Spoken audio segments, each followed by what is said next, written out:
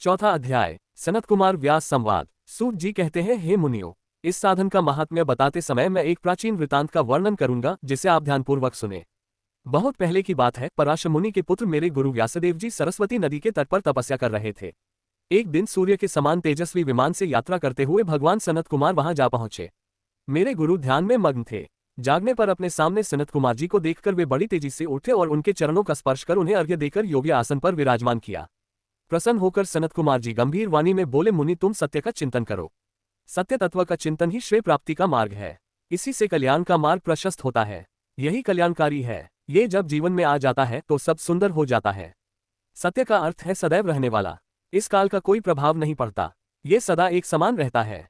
सनत कुमार जी ने महर्षि व्यास को आगे समझाते हुए कहा, महर्षि, सत्य पदार्थ भगवान शिव ही हैं।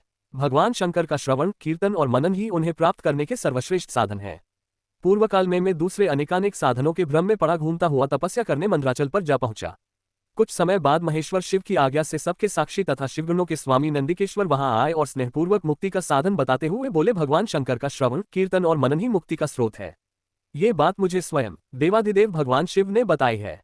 अतः तुम इन्हीं साधनों का अनुष्ठान करो। व्यास जी से ऐसा कहकर अनुगामियों सहित सनत कुमार ब्रह्मधाम को चले गए। इस प्रकार इस उत्तम वृतांत का संक्षेप में मैंने वर्णन किया है। ऋषि बोले, सूत जी, आपने श्रवण, कीर्तन और मनन को मुक्ति का उपाय बताया है, किंतु जो मनुष्य इन तीनों साधनों में असमर्थ हो, वह मनुष्य कैसे मुक्त हो सकता है? किस कर्म के द्वारा बिना यत्न के ही मोक्ष मिल सकता है?